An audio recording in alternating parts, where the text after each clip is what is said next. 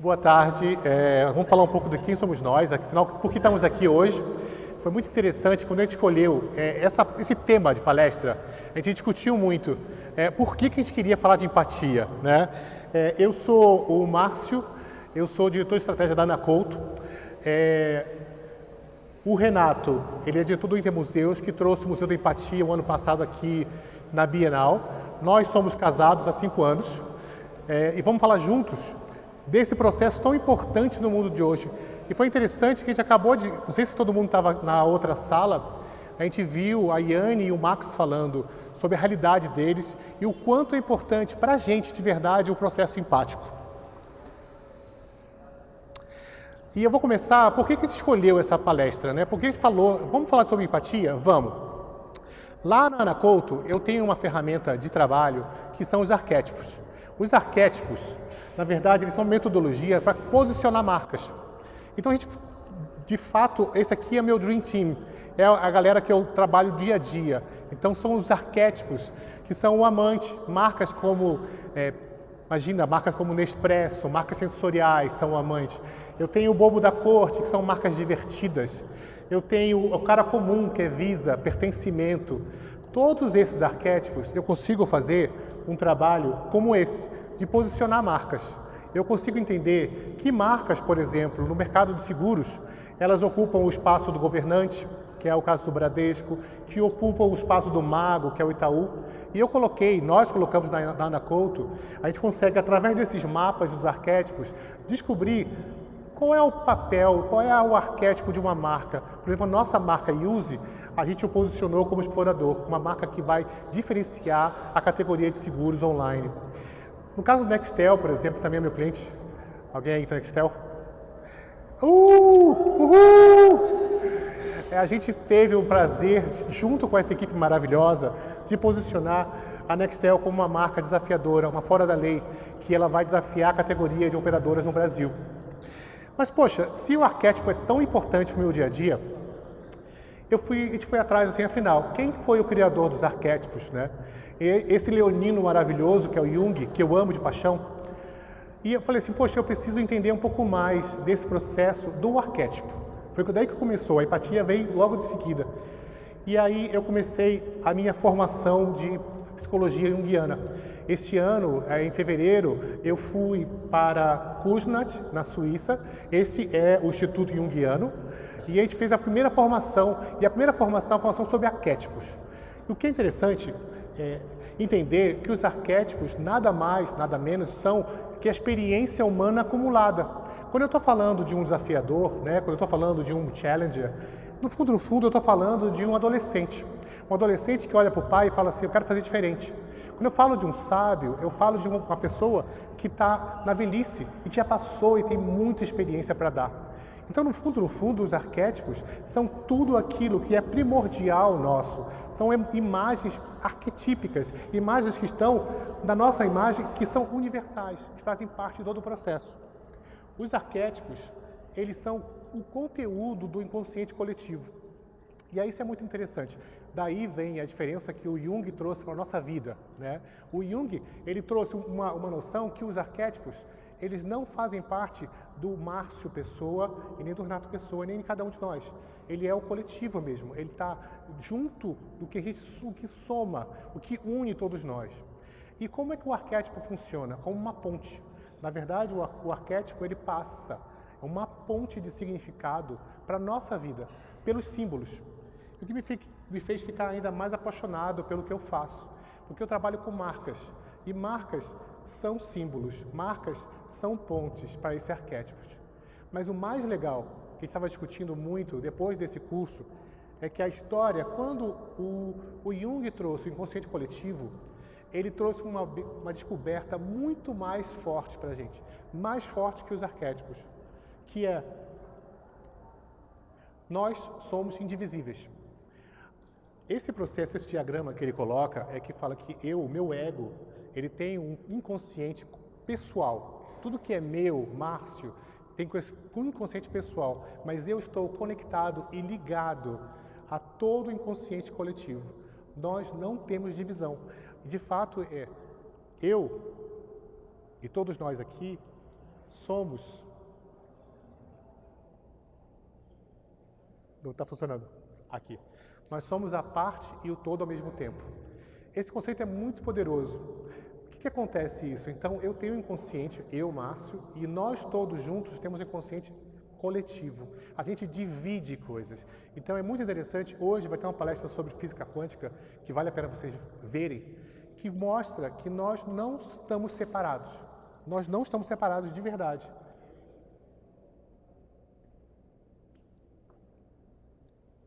Você passa para mim? A empatia, né? Então, a gente está conectado. De fato, a gente está conectado. Essa é a grande história que a gente falou, muito importante. E não é só da filosofia grega que vem esse conceito da conexão. Quando você vai para a África, lá atrás, o conceito de Ubuntu, que é eu sou, porque nós somos, é muito forte, já traz isso muito anterior à nossa cultura ocidental. Isso já tem muito claro que essa união das pessoas é muito mais forte. E que não tem separação. Não existe separação entre a gente. O que de verdade, a separação é uma ilusão ou uma ignorância. Ignorância no verbo ignorar. A gente não sabe que estamos unidos. Estamos todos unidos por uma coisa só.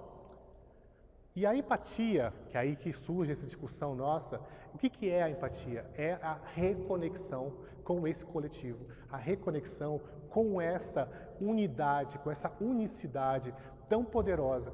A conexão, a empatia, ela é natural. Nosso corpo já vem com isso de fábrica.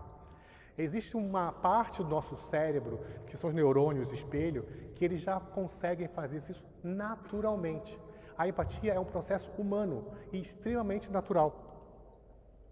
Mas o que acontece? A gente está fraturado. A gente está numa fratura social gigantesca. O que a gente só vê cada vez mais é polarização, medo, depressão, egocentrismo e cada vez mais uma crise de confiança. O que a gente está vendo acontecer, e esse último estudo da Elderman sobre confiança prova que a polarização está tornando nosso mundo quase insuportável. Quando você tem alguns países com aumento gigantesco de confiança, países como os Estados Unidos, Brasil e Itália perdem confiança em quase todas as instituições. Tudo. Tudo que a gente acreditava, a gente não confia mais. Quando vai para o Brasil, especificamente Brasil, olhar Brasil, você tem a maior queda, claro, é óbvio, da confiança do governo, a gente não confia mais, mas a gente não confia mais na mídia, a gente não confia mais nas empresas, a gente não confia nem mais em ONG. A crise de confiança, ela causa uma ruptura, uma fratura muito triste na vida da gente. E é simplesmente só ver nosso Facebook. É um ringue, onde todo mundo quer provar que está certo e ninguém consegue se conectar, ninguém consegue trazer algo em comum. A gente vive hoje quase uma solidão coletiva. E essa solidão coletiva, isso tem aumentado cada vez mais. A OMS fala que a depressão vai ser a maior doença em 2020. E aí, a gente chegou nessa discussão, que na verdade o mundo precisa de mais empatia. A gente precisa, de fato, perder essa noção, essa ilusão, essa ignorância que a gente está separado. Porque essa separação causa uma dor muito grande na gente. E a empatia, ela é um processo. Ela é uma experiência, ela é uma troca. E não adiantaria nada de vir aqui, falar. Então, eu convido, como Ana Couto, eu convidei meu parceiro, que ele trouxe o Museu da Empatia este ano, para a gente trocar com vocês essa experiência. No final, a gente vai ter a experiência do Museu da Empatia, que teve aqui na Bienal, mas antes ele vai falar um pouco de como é que foi o processo e de onde veio essa história, essa ideia tão linda, né, de Londres, que ele vai agora passar para ele explicar. Tá ok. Acho que tá. Alô? Para avaliar, o Márcio é um pouquinho spoiler, né, quando ele fala. Dá para ouvir? Tá ok? Que a gente não tem muito retorno. Melhorou? Yes. Então vamos lá. Não, tudo bem. Vamos falar então um pouquinho do Museu da Empatia. Só por curiosidade, quem aqui teve a oportunidade de ir no museu? Bacana, que bom. Então vamos lá. A gente começa então a palestra aqui, a minha fala, com o final do Márcio, dizendo que empatia é ação. né? Hoje a gente se fala muito empatia, tem muito conceito, acho que tem muita discussão sobre empatia, mas pouco se fala sobre como exercer a empatia e como a gente pode fazer ações ou estruturar experiências onde a empatia se torne de fato um exercício, de fato uma ação. Eu trago esse slide aqui para a gente falar um pouco do qual é a pergunta que vem para a gente, e aí a gente está falando um pouco de mudança, né? Qual é a nossa ideia de sociedade futura? Aonde a gente quer chegar com tudo isso? Quer dizer, a gente faz um festival gigantesco como esse, o PF, onde a gente está apresentando várias criatividades, várias discussões, várias inovações na área social, na área cultural, na ecologia, enfim, mas para onde a gente está indo e aonde a gente quer chegar, né? E muitas vezes essa pergunta nos apresenta como uma sociedade megalomaníaca ou alguma coisa talvez muito grande, distanciada daquilo que a gente tem hoje. E isso talvez possa nos representar um grande medo de dar o primeiro passo. Na verdade, não é necessariamente o extraordinário para a gente ir para o futuro ou para a gente construir uma nova sociedade. Os pequenos gestos têm poder. E foi nessa iniciativa, foi nessa tentativa de fazer pequenas coisas que se somam a outras pequenas coisas, na perspectiva de uma mudança, que a gente também se juntou para pensar no Museu da Empatia, aqui no Brasil. Empatia em patos. Dentro, patos, emoção. A gente estava falando de ação, mas a empatia não está no campo da razão, da lógica, da escolha, do julgamento. Empatia fala de sentimento, fala de emoção, né? Então, toda vez que a gente quiser fazer um exercício, fizer alguma proposta que pudesse acionar a empatia, primeiro ponto-chave, a gente tem que entender que a gente tem que tocar alguém, a gente tem que emocionar alguém. E de que maneira a gente poderia fazer isso, então? Confundir-se com o outro. A gente tirou essa frase, inclusive da pesquisa que foi feita pela FCB, em 2016, com Pedro Cruz, isso. E é exatamente esse o conceito, né? Ou seja, a ideia de confundir-se e fundir-se com, né? É essa proposta que a empatia, de uma certa forma, coloca por meio da emoção, né? Por meio da afetividade, assim, colocada. Mas aqui tem um ponto que é importante. Confundir-se com não significa necessariamente tornar-se o outro. A gente não precisa, e a empatia não propõe, em hipótese alguma, que todas as pessoas sejam iguais. Muito pelo contrário, a ideia é que as diferenças elas continuem existindo, mas que a gente possa, por meio de alguns mecanismos sensoriais, pensar ou estar no lugar de uma outra pessoa por alguns minutos. Isso é um exercício imagético, obviamente, né? A partir das emoções que isso são causadas, para a gente conhecer e diminuir um pouco os abismos e as distâncias entre as pessoas. Ser igual não é não ser diferente. Isso é importante a gente deixar bem claro. E aí eu já vou entrando um pouco na experiência propriamente dita do Museu da Empatia. Ela começa em Londres, na cabeça desse filósofo que chama Roman Krznaric, onde ele coloca que a arte de se colocar no lugar do outro para transformar o mundo. Ou seja, a proposta dele era, partindo dessa ideia, fala-se muito de empatia, faz-se pouco sobre empatia. O que a gente poderia propor como prática e como exercício real para essa questão? E aí ele se juntou com uma artista plástica chamada Claire Petty e pensaram exatamente numa instalação e numa dinâmica que pudesse exercitar a empatia ou propor aos visitantes, às pessoas que participassem, situações e momentos de confluência, de conexão emocional. Quando eu vi isso em 2016, 2015 na verdade, a primeira pergunta que eu fiz foi, puta que pariu, por que não fui eu que tive essa ideia?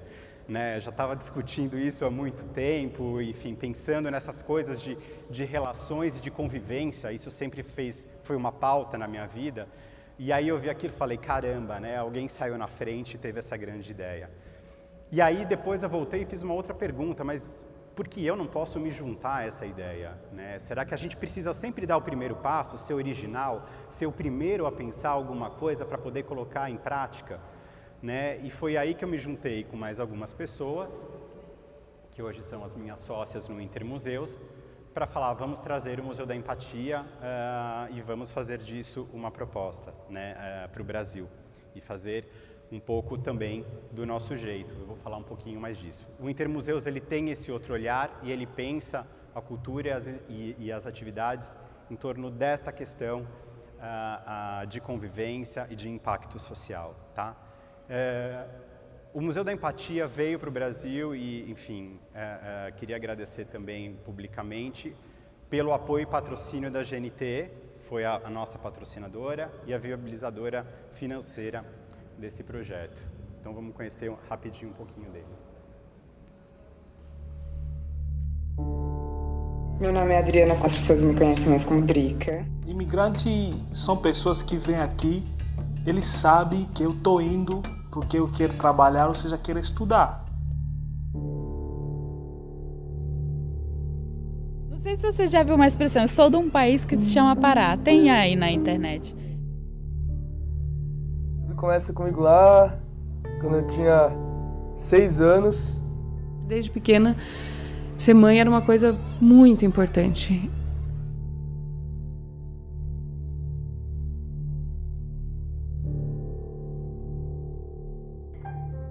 Quando eu coloquei a minha primeira sapatilha, a primeira coisa que eu pensei era que eu já era um bailarino profissional.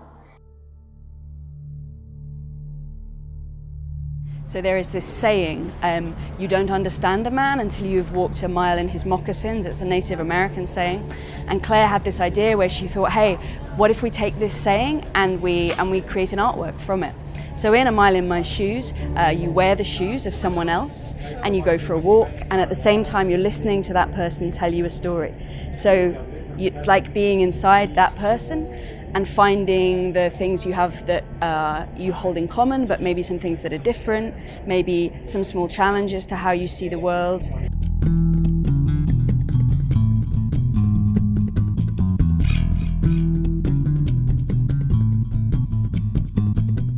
Esse exercício de empatia é você conseguir olhar em torno, olhar os diferentes. E ao se conectar com uma pessoa, você também está se conectando com um tema. Goste dele, seja favorável a ele ou não, mas com um tema que é um tema social. Ouvir a pessoa, ainda mais nos dias de hoje, parar para ouvir o que o outro tem para dizer, eu acho que é o que vai unir todo mundo.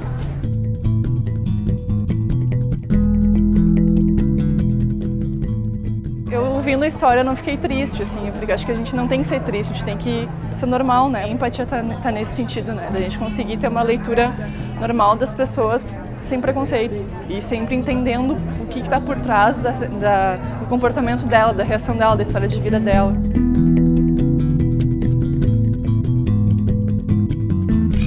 Que quando falam, né, colocar os sapatos de outra pessoa, você não acha que vai entrar até na cabeça dela, entrar no que ela pensa sobre as coisas, que pode encontrar opiniões muito diferentes sobre o que você acha que é felicidade e o que pra você é ruim e o que é bom.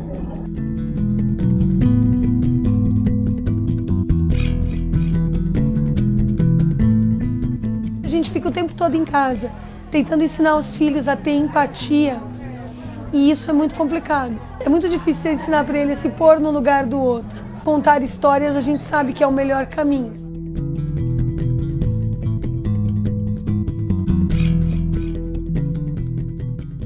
Quanto mais empatia uma sociedade tem, melhor ela consegue lidar com conflitos. Então, para a gente isso é bastante importante porque é daí que vem transformações sociais.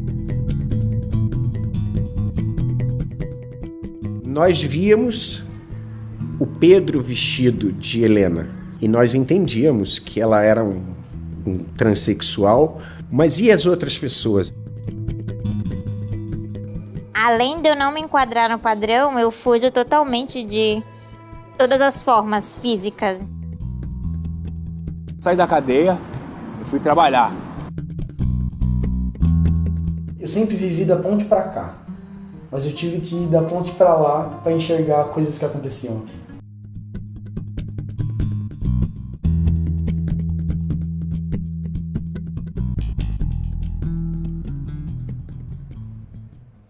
Esse foi um pouquinho do museu para vocês, para quem não teve oportunidade de conhecer. Rapidamente, ele basicamente parte então dessa ideia, né, de que a gente só pode julgar alguém depois de caminhar uma milha nos sapatos de outra pessoa. E isso foi, de uma certa forma, materializado e concretizado nesta experiência, né? Então as pessoas iam, vestiam os sapatos, caminhavam ouvindo as histórias dos depoentes. E aí eu trago um pouco de quais foram esses desafios, né, para o nosso Brasil. Como que foi esse diálogo com Londres para trazer o Museu da Empatia. O primeiro ponto que eu falo é a questão da antropofagização. Obviamente estou fazendo uma brincadeira aí com a semana de 22, mas a ideia é exatamente essa, né? A gente percebeu que o que emociona o brasileiro não é o que emociona o inglês. E esse foi o primeiro ponto de choque cultural que a gente teve que, de alguma forma, trabalhar e pensar dentro do Brasil. Uma outra questão que está relacionada a essa questão cultural foi a curadoria das histórias, né? Primeiro a gente partiu da ideia de que não faria sentido importar as histórias inglesas, né? Até porque a leitura não daria o mesmo resultado empático ao você ler uma legenda e não ouvir a história propriamente dita. A dublagem não faz nem sentido cogitar. Então foram coletas de novas histórias no Brasil a partir de uma curadoria que trabalhasse em 2 pontos principais: direitos humanos e conflitos sociais. Essa foi a temática e que, de uma certa forma, norteou as escolhas das personagens e das pessoas que fizeram parte do nosso acervo. Um segundo ponto que difere em relação a Londres, só por informação, a primeira exposição em Londres, eles já estão com uma outra agora, mas a primeira tratava de pessoas que tivessem alguma relação com o Rio Tâmisa, então ele não tinha exatamente uma relação social ali colocada, né? O segundo ponto foi a questão do anonimato, e isso a gente mudou em relação a Londres. Já tinha acabado de acontecer os casos do Queer Museum e do MAN no ano passado, e, entre outras coisas, a gente discutia se os depoentes deveriam ou não ser identificados na experiência. E aí, sim, eles deveriam ser identificados, mas não reconhecidos. Então, todas as informações nas caixas dos sapatos continham o primeiro nome, mas nunca o sobrenome. Essa possibilidade trouxe alguns pontos bastante legais, que o primeiro deles ao entrevistar e o entrevistado sabendo que não seria reconhecido, a gente conseguiu atingir histórias muito mais profundas e pegar sentimentos que talvez a gente não teria se ele tivesse essa dúvida ou essa questão, né? E a segunda, que é um ponto bastante importante, é que ele passa a representar a voz de um grupo e não somente de uma pessoa, ainda que o discurso seja subjetivo e seja parte da história de vida dessa pessoa. O terceiro ponto, a materialidade. Os sapatos que estavam na exposição pertenceram e foram usados pelos depoentes. Nenhum visitante usou calçados que se aproximassem, que fossem parecidos ou que tivessem alguma relação, ou mock-ups, por exemplo. Eles eram originais. E a gente acredita que a originalidade, a materialidade do sapato traz consigo também energia, e essa conexão contribui nesse processo de conexão com o todo. E o último, a sincronicidade. Em Londres, a escolha do sapato geralmente era feita a partir de um monitor que perguntava o número que você calçava. Aqui a gente permitiu que os visitantes entrassem e escolhessem os seus sapatos. E a gente geralmente sugeria que eles escolhessem sem abrir as caixas e sem ler os conteúdos. Isso ampliava o aspecto intuitivo da experiência e da escolha, ou seja, você não sabe absolutamente nada do que é aquilo. Por que isso é legal e falar isso para vocês é interessante? Porque volta ao começo da minha fala de que empatia é um processo emocional, e quanto mais a gente tirar os aspectos cognitivos, os aspectos racionais e de julgamento, melhor para essa experiência. A gente se amplia mais para a surpresa do que virá e não para uma escolha de alguma coisa. Então a gente sempre dizia, não veja o que está dentro. Se você vir, procure não escolher. Pegue aquele que foi o primeiro, enfim, alguma coisa desse tipo. Bom, o museu aconteceu de 18 de novembro a 17 de dezembro, né, dentro dessa caixa cenográfica e de alguns sapatos. É um pouco difícil de ver aqui. E aí eu vou trazer então, já para ir caminhando para o final, alguns aprendizados que nós tivemos com essa experiência aqui no Brasil. O primeiro deles São os nossos pés que calçam os sapatos. Por mais que a ideia seja entrar no corpo de alguém, ou no corpo não, mas entrar um pouco na emoção de outra pessoa a partir da história e da narrativa dela, inclusive usando os sapatos dela, são os nossos pés que estão calçados. É a nossa mente e é a nossa sensação que estabelece essa conexão, né? E isso é inevitável. Cada pessoa ouve também de uma maneira diferente e se emociona de uma maneira diferente com cada história. Quando a gente fala de emoção, a gente não está dizendo aqui gostar ou não gostar, né? Quer dizer, concordar ou discordar, né? As emoções podem ser positivas do nosso ponto de vista, mas também podem ser negativas. Olha, minha experiência foi fantástica, na verdade. Eu amei a ideia de colocar o sapato do outro, né? E poder descobrir uma história na qual não é só o ser humano que tá ali, não é só o padre que tá ali, não é só, tem toda uma carga, uma energia, uma coisa que é diferente da nossa, né? Então quando você coloca e sente a trajetória do outro, você consegue também entender e compreender a sua, e a partir dela talvez pensar diferente no que você faz com a história do outro, né? O segundo aprendizado é, afinal, quem escolhe o quê? E aí, nessa perspectiva de tornar a experiência cada vez mais intuitiva e trazendo esse aspecto do todo para o particular, a gente começou a perceber que não é exatamente a pessoa que escolhe a história, mas é a história que escolhe a pessoa. E isso é muito forte na devolutiva dos visitantes, né? Vocês viram no vídeo, eles sempre colocavam alguns papeizinhos e deixavam alguns recados, e é impressionante como aquelas que fizeram de fato o exercício intuitivo tiravam dali uma experiência de conexão muito mais profunda, muito mais real do ponto de vista empático. Então, a gente tinha essa ideia. O que é para você empatia? É a capacidade de se colocar na posição do outro, né? Sem vitimizar, nem enaltecer, nem fazer julgamentos. É tentar achar no outro a humanidade que nos une, né? Assim como o fato de que a gente tem que andar nesse planeta com a força da gravidade e com os sapatos. Que às vezes as pedras entram dentro dos sapatos. E é disso que eu acho que a empatia fala, né? A gente sentir que a gente mesmo pode ser a pedra do sapato de alguém. Perceber que a gente é a pedra no sapato de alguém nem sempre é muito fácil, mas isso faz parte também do processo. O terceiro aprendizado, enfim, que eu acho que é o que segue toda essa nossa fala, é a ideia de que estamos todos conectados.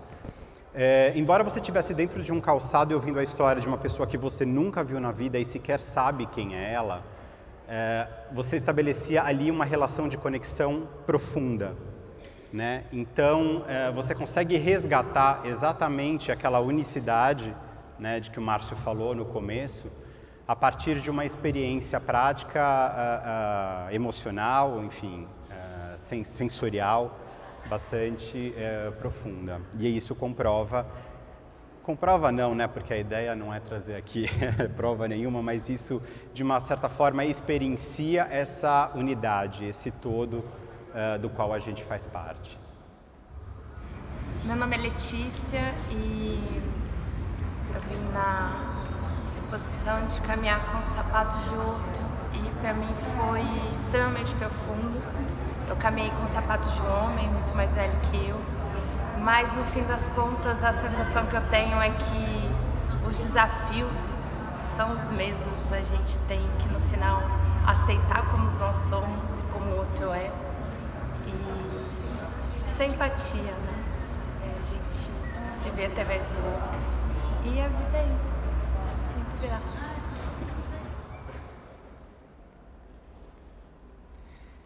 A empatia, então, reconecta a parte e o todo, né? Partindo dessa ideia de que hoje estamos desconectados e que temos essa visão de mundo e essa nossa forma de viver, a empatia pode ser, sim, um caminho e uma ferramenta de reconexão. Tão simples, mas transformador. Esse também é um outro ponto bastante interessante, porque A gente não precisou de grandes cenografias. Aliás, era muito interessante porque as pessoas chegavam e falavam, mas é só isso o Museu da Empatia, essa caixinha, né? E a gente conseguia mostrar que é isso, não é só isso, porque a experiência não acontece dentro de uma exposição com luzes, com pirotecnia, com milhões de coisas. A experiência ela acontece de você ouvindo ou dando um espaço, né, permitindo-se ouvir outra pessoa e se abrindo para essa nova experiência. A simplicidade ela é transformadora. E a empatia nesse sentido é uma ferramenta para a gente buscar esses pequenos atos, essas pequenas atitudes que podem sim mudar o mundo. Eu acho que ela é um exercício que pode vir a ser diário, que pode fazer parte do nosso cotidiano e que certamente tem a força de, somada às demais ações dessa natureza, mudar um pouco a nossa realidade. Nesse sentido, empatia, e parando um pouco de falar, a ideia é fazer, fazer, fazer e fazer. Então, nesse sentido, eu proponho que a gente faça agora uma prática empática em conjunto. Todos nós aqui um pouco reproduzindo o que aconteceu no Museu da Empatia, mas evidentemente sem a mesma estrutura e sem a mesma possibilidade. Deixa eu pegar aqui só. Quer falar?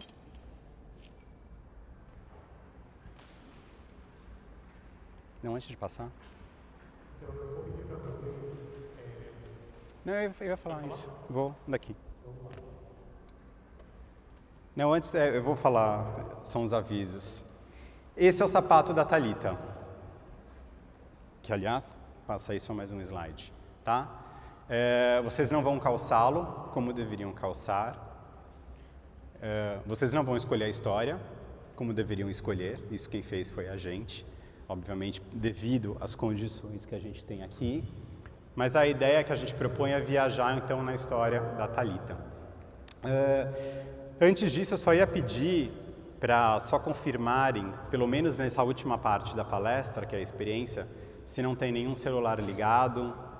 Se alguém quiser, de fato, entrar na história e o celular estiver vibrando, põe no chão, põe do lado, para não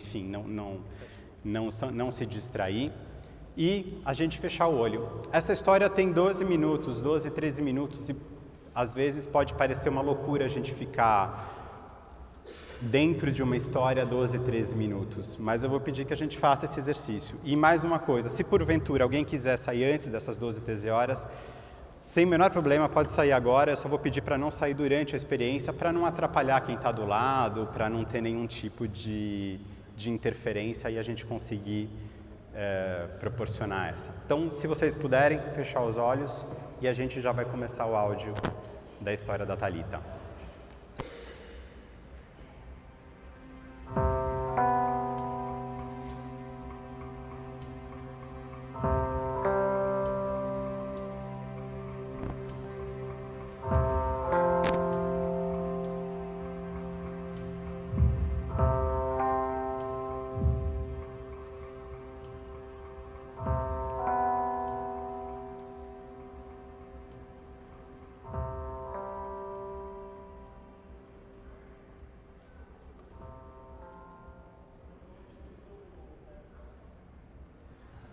Desde muito pequena, eu sempre tive vontade de ser mãe. Eu lembro que, para mim, brincar de boneca era uma coisa que era muito bacana e eu chamava de filhas todas as bonecas. Tinha uma relação que era também de venha com a mamãe e eu sempre me autodenominava mãe. Eu queria exercer a maternidade o tempo todo, sempre desde pequena. Ser mãe era uma coisa muito importante. Eu lembro, eu devia ter 19 ou 20 anos.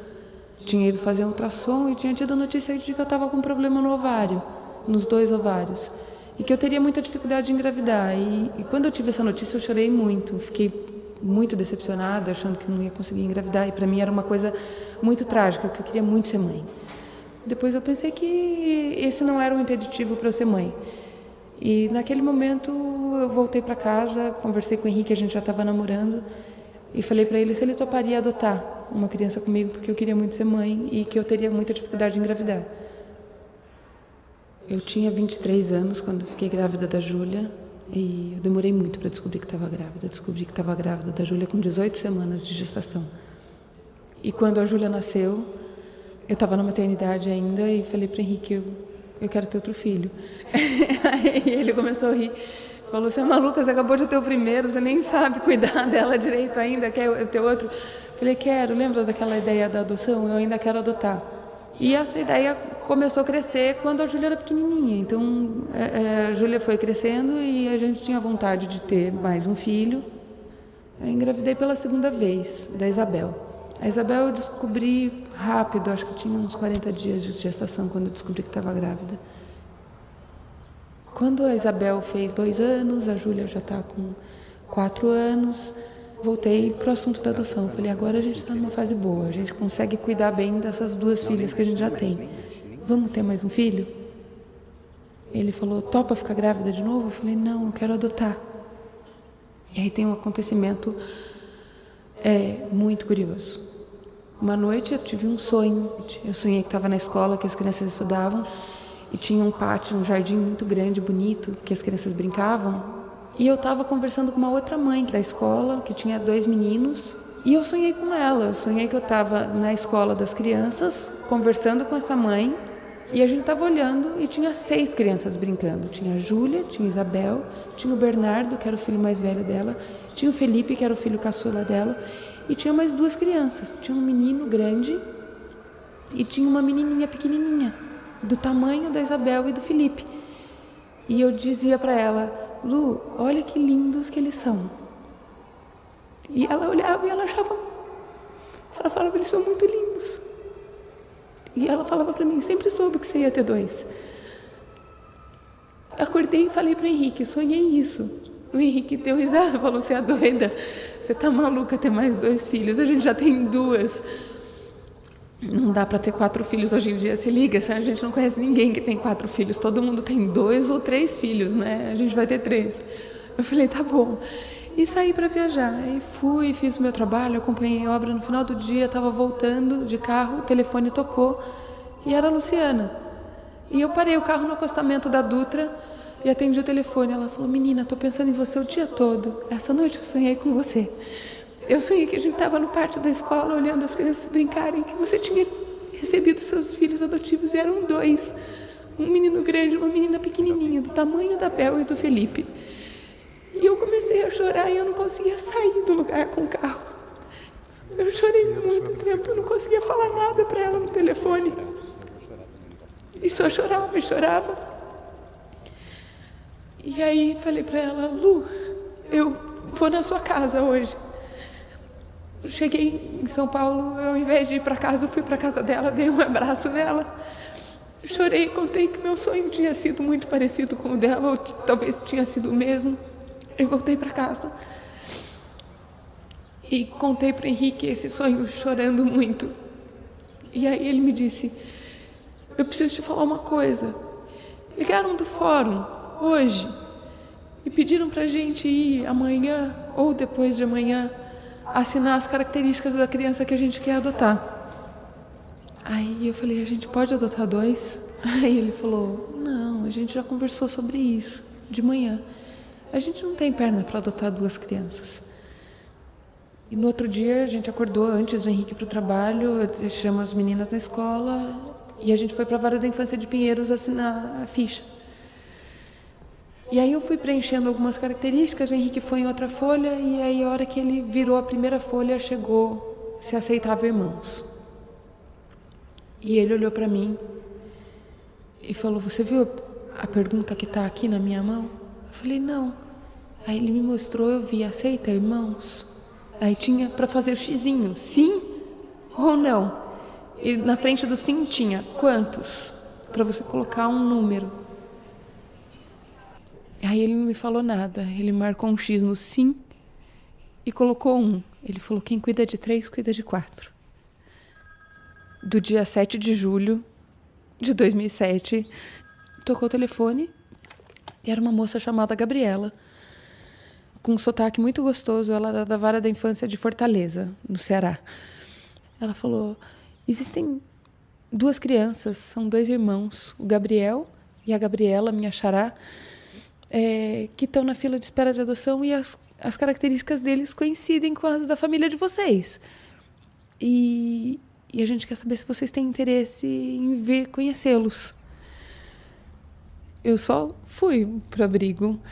A sensação que eu tinha quando a gente estava chegando lá com o táxi era de o ar estar suspenso, assim, sabe? De não conseguir respirar enquanto não chegava no abrigo.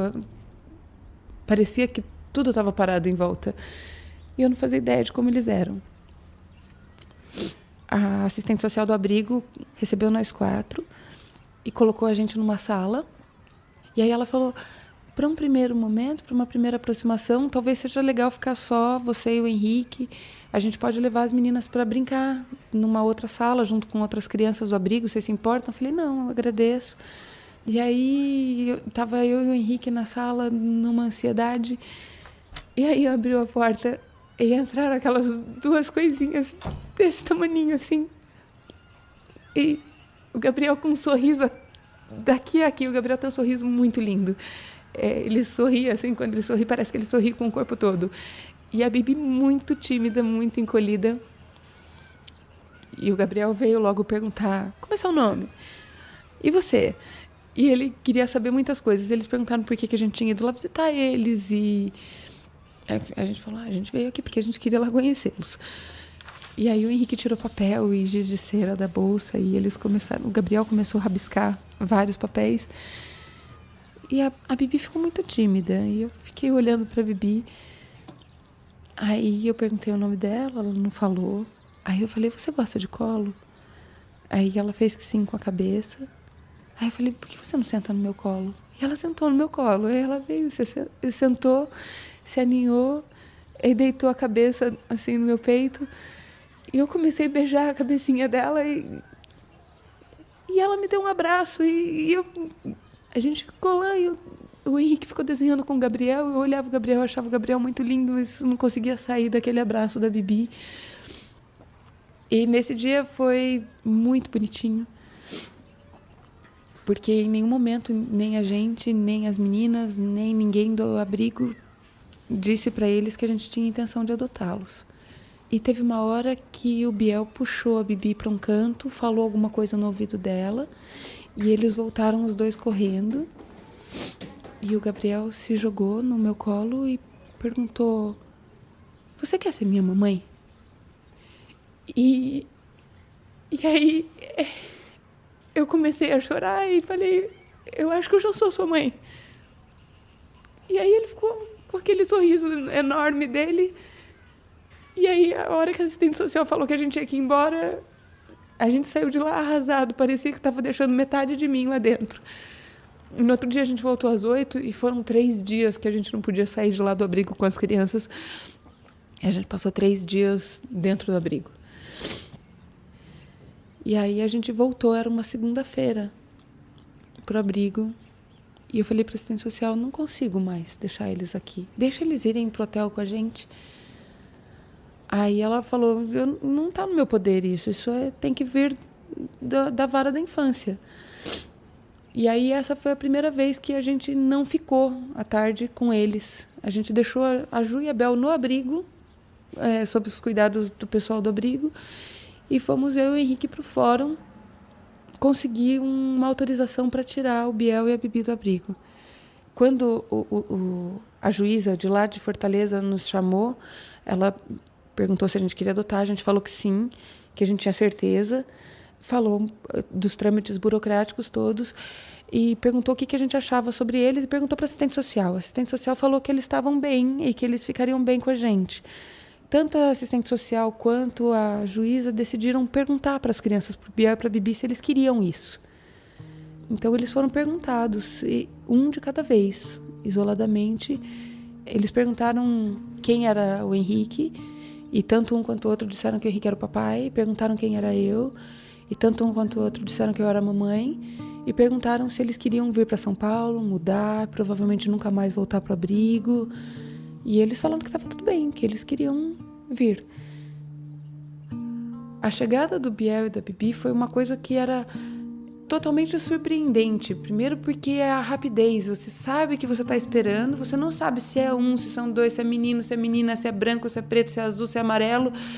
Se é grande, se é pequeno, quantos anos tem, não sabia nada sobre o que viria, quando viria e que dia chegaria. Para mim, a maternidade é muito forte, mas eu procuro ser várias coisas, não só mãe, mas ser mãe é uma das coisas mais importantes para mim, sem dúvida. Meu nome é Thalita, eu tenho 39 anos, sou mãe de 4 filhos,